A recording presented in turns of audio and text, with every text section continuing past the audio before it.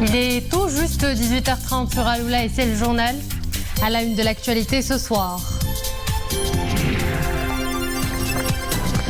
COP27 à sa résidence à Sharm el-Sheikh, son Altesse royale la princesse Lalla Hasna, ambassadeur de bonne volonté de la commission climat du bassin du Congo et du Fonds bleu pour le bassin du Congo, a reçu la ministre congolaise de l'Environnement et du Développement durable, coordinatrice technique de la commission climat du bassin du Congo, Arlette Soudan-Nono. Le discours royal à l'occasion du 47e anniversaire de la Marche verte, un plaidoyer pour rehausser le niveau des investissements dans les provinces du Sud et un regard tourné vers l'avenir. Un avenir qui se profile à l'horizon au fil des investissements grandioses qui se multiplient dans la région. Décryptage à suivre. Un grand bond dans nos provinces du Sud qui s'illustre dans tous les domaines. Dans la région de la Youn-Sakhia el-Hamra, la valorisation et la commercialisation des produits du terroir est le fer de lance des coopératives. Nous verrons l'exemple dans une coopérative laitière.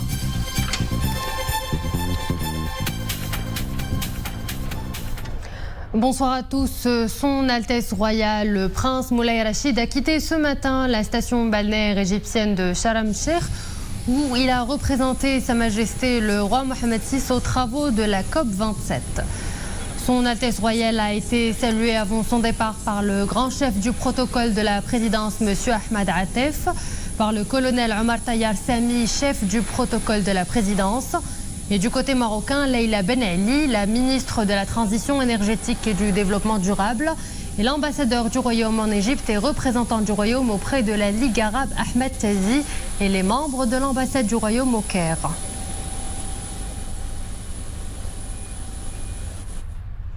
Hier, son Altesse royale, le prince Moulay Rachid, a pris part à une réception offerte par le président égyptien Abdel Fattah Sisi à Sharm el-Sheikh en l'honneur des chefs d'État et des délégations participant aux travaux de la COP27.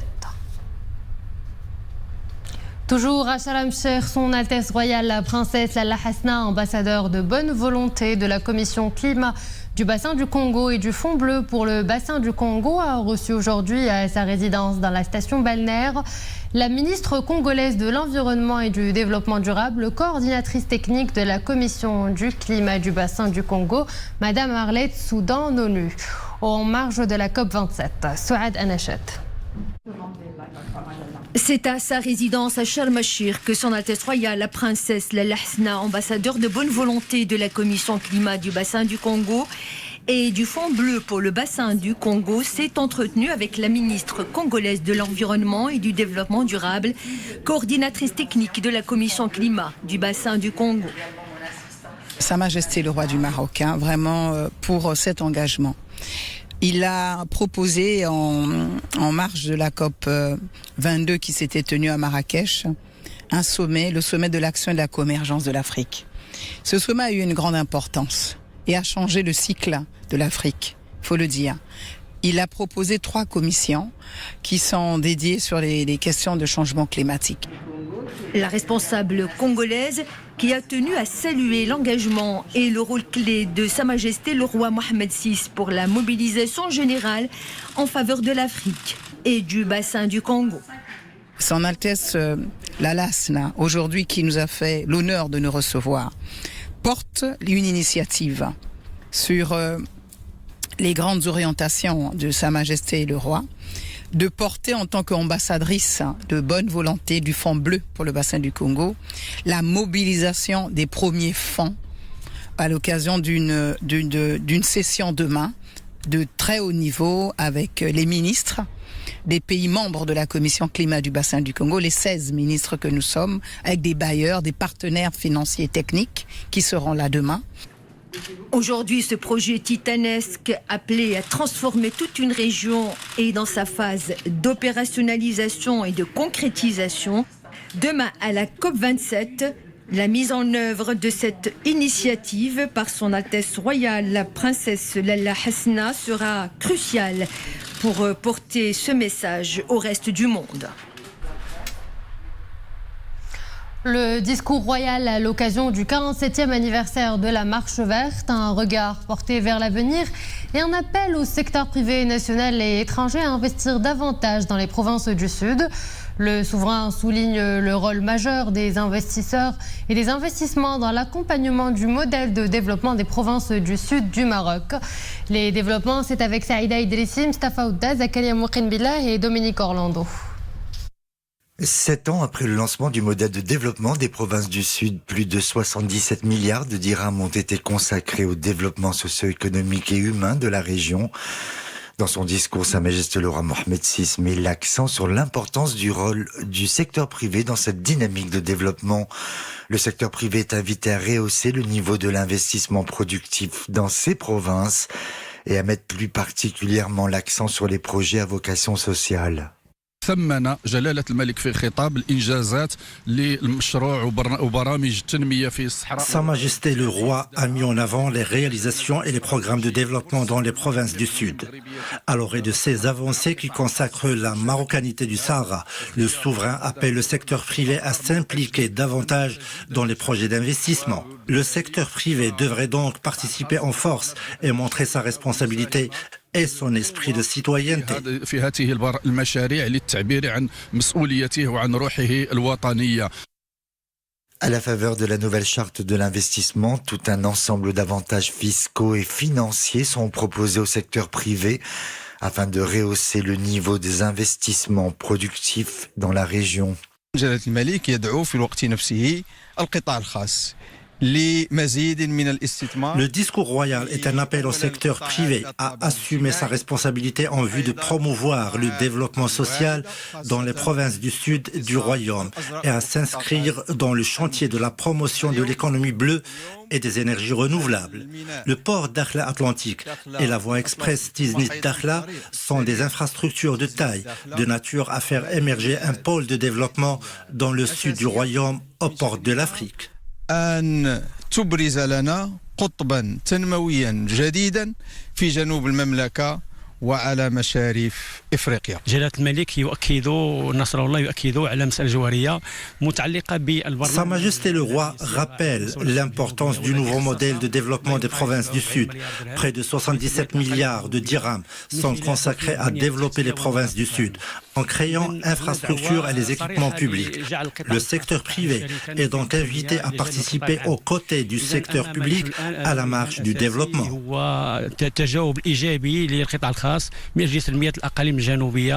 Aujourd'hui, l'état de réalisation des projets inscrits dans le modèle de développement des provinces du Sud atteint 80%. Ce rythme de réalisation soutenu est assuré par l'ensemble des intervenants nationaux et locaux, ainsi que les conseils élus. Bojdour, cet ancien petit village de pêcheurs, est aujourd'hui une ville urbaine en pleine mutation. Avec son centre pavé, sa ville pavée de ruelles piétonnes et ses plages longues de plusieurs kilomètres, Bojdour est devenue en quelques années une perle du Sud, une cité qui ne cesse d'embellir. La visite guidée est signée Mohamed Louahibi et Abdelali Eyad avec Maria Ouad. Il était une fois Bojdour, une petite bourgade de pêcheurs devenue grande, une ville hissée au firmament de la modernité.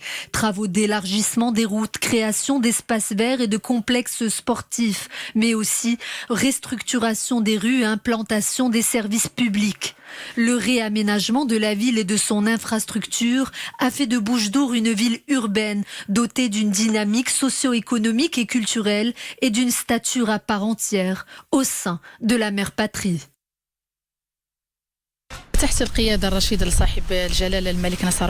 Sous l'impulsion de Sa Majesté le roi Mohammed VI, la ville de Bojdour, comme toutes les provinces du Sud, a connu des innovations dans tous les domaines. Non seulement au niveau des infrastructures, mais aussi au niveau des espaces verts.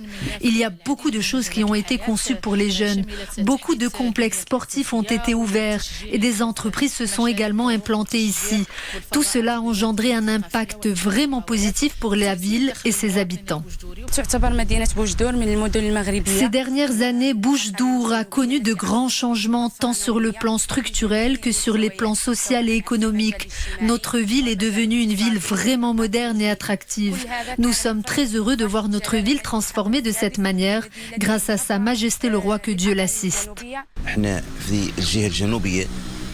Nous avons vécu de grands changements dans la région l'Ayoun Sakia al-Hamra, notamment dans le domaine social, économique et culturel. Redynamiser et restructurer la ville de Boujdour en y implantant plusieurs terrains de sport et d'immenses complexes sportifs. Tel est aussi l'objectif de ce plan de réaménagement. Ce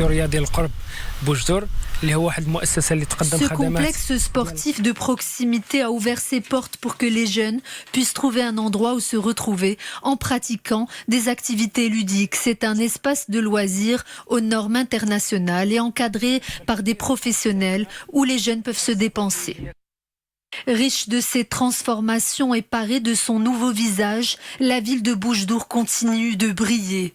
Boujdour le jour, Boujdour la nuit, ville lumière, ville verte, dynamique et moderne, une cité où les projets sont nombreux et qui a fait la fierté de la région l'Ayoun Sakia al-Hamra. Et pour un décryptage des grands axes du discours royal en direct avec nous depuis Casablanca, Jawad Kerdoudi, président de l'Institut marocain des relations internationales. Monsieur Kerdoudi, bonsoir. Le Maroc est en voie de faire du Sahara un hub économique régional et un pôle d'investissement. Bonsoir. Le port de Dakhla Atlantique, la double voie express Tizi Dakhla et le CHU de l'Ayoun, des projets titanesques.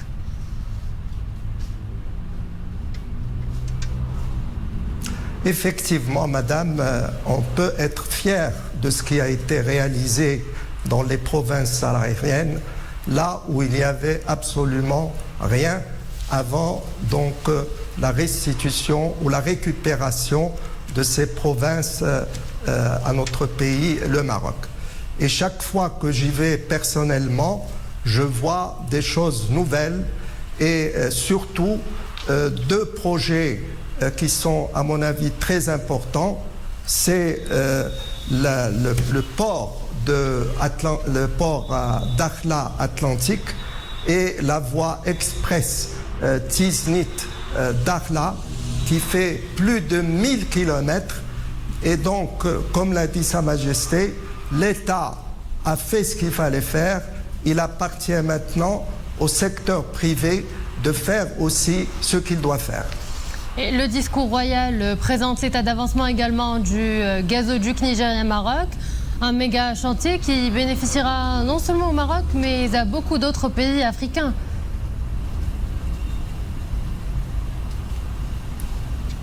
Alors effectivement, comme l'a dit Sa Majesté, ce n'est pas un projet bilatéral entre le Nigeria et le Maroc, c'est un projet multilatéral.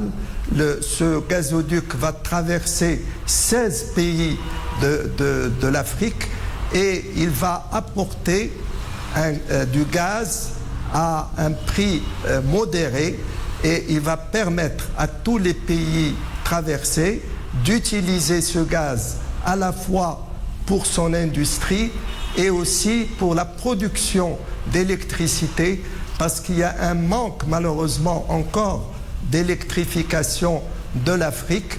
Donc ce projet va permettre à tous ces pays de se développer et bien sûr, s'il y a un surplus, ça sera exporté sur l'Union européenne qui, comme vous le savez, manque de gaz depuis que les importations en provenance de la Russie sont arrêtées. Et le discours de la marche verte intervient une dizaine de jours seulement après l'adoption par le Conseil de sécurité d'une résolution qui conforte le plan d'autonomie proposé par le Maroc comme seule base crédible pour le règlement du différend régional autour du Sahara marocain.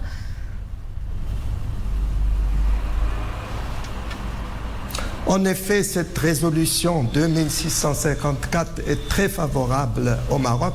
D'abord, on ne parle plus de référendum, alors que nos adversaires ont toujours cette litanie du référendum pour pour l'ONU, ce problème du référendum est résolu.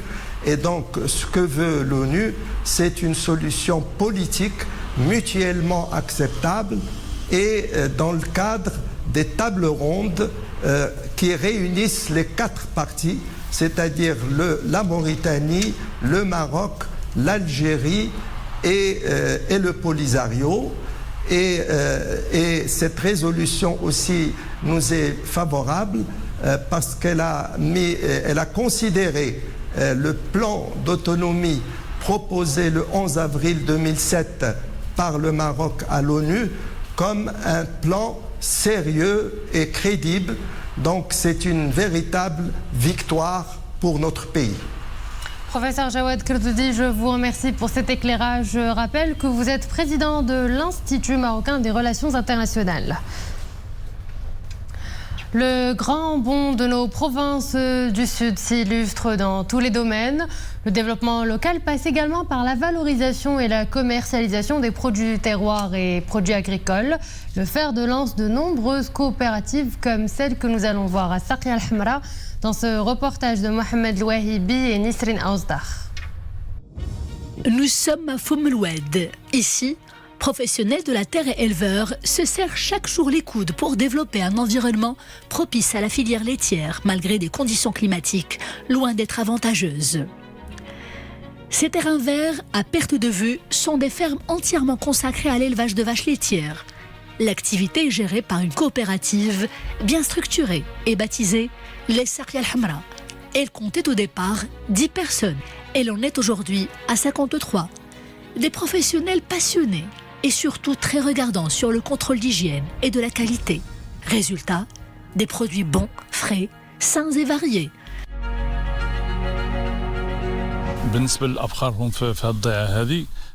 Comme vous le voyez, ces vaches se nourrissent dans d'excellentes conditions. En plus du pâturage abondant à base d'herbes fraîches, eh bien nous avons investi dans de grands mélangeurs pour leur fournir des rations supplémentaires et surtout composées d'aliments variés.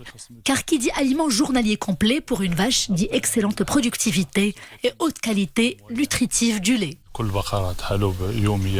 Pour mieux comprendre le circuit de fabrication du lait Sakia al-Hamra, nous nous sommes accordés une immersion dans l'unité industrielle chargée du traitement du lait cru collecté et de sa pasteurisation. Ici, un véritable travail de fourmi est engagé par le personnel. Mais on est tout de même très loin de l'ambiance de l'atelier artisanal.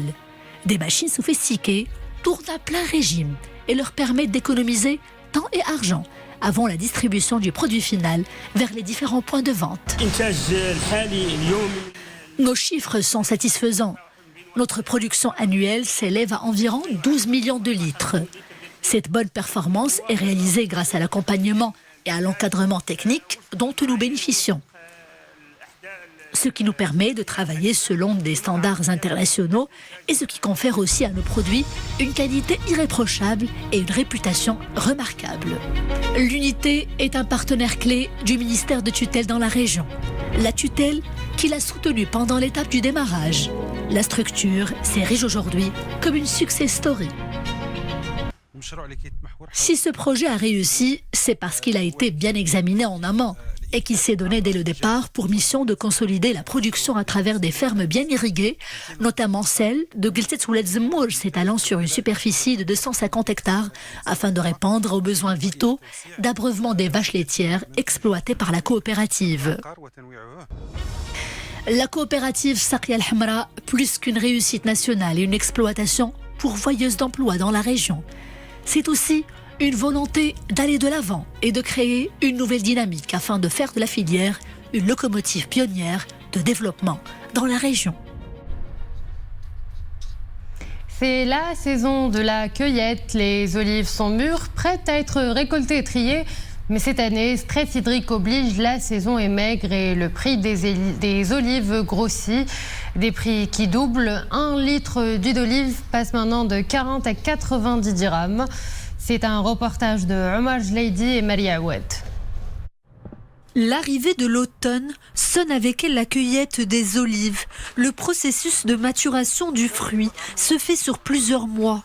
L'olive grossit dans un premier temps et change de couleur pour prendre la teinte verte que l'on lui connaît. C'est à ce moment-là précisément que les petites mains les récoltent. Cette année, les récoltes ne sont pas aussi bonnes que les années précédentes. Les oliviers manquent d'eau et nous souffrons de la sécheresse. Il y a quelques années encore, nous récoltions 100 kilos d'olives par an. Et cette année, nous n'en avons récolté que 20.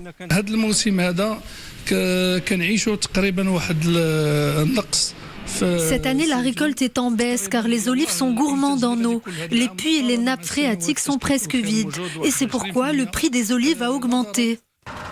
Une fois récoltées et triées, les olives sont séchées pour permettre l'extraction de l'huile, dernière étape avant la distillation. Soumis à l'action de la chaleur à plus de 110 degrés, l'huile est enfin obtenue. Refroidie et stockée, elle peut être enfin mise en bouteille et proposée aux consommateurs.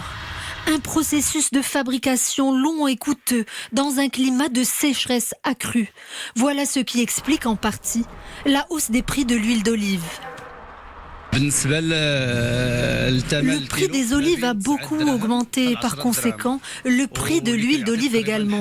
Aujourd'hui, le kilo d'olive coûte de 9 à 10 dirhams. Cela est dû principalement au manque de pluie.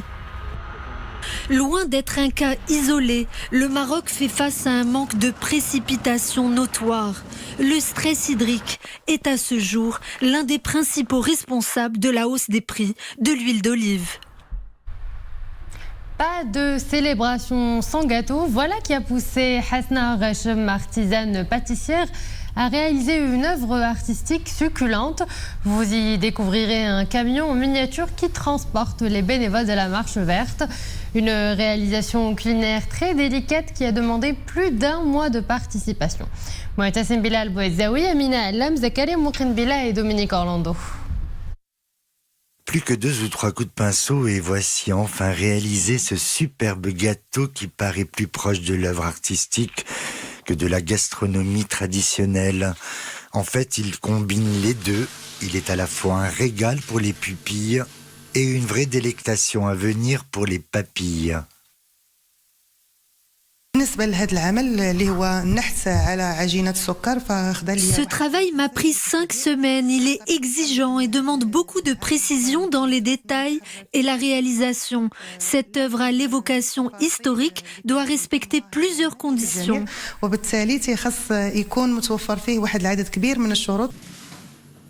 Il s'agit de faire en premier lieu le bon choix des ingrédients afin de permettre à cette incroyable artisane pâtissière de sculpter son œuvre, une œuvre délicate dédiée à la magnificence que fut en 1975 cette épopée historique de la Marche Verte.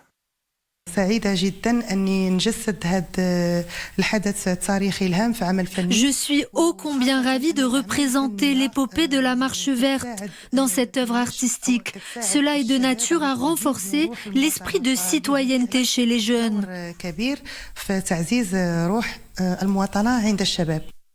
Pour Hasna Rachem, la pâtisserie est avant tout un art. C'est donc aussi un moyen d'expression pour donner du relief et de la consistance aux grands événements de l'histoire du royaume.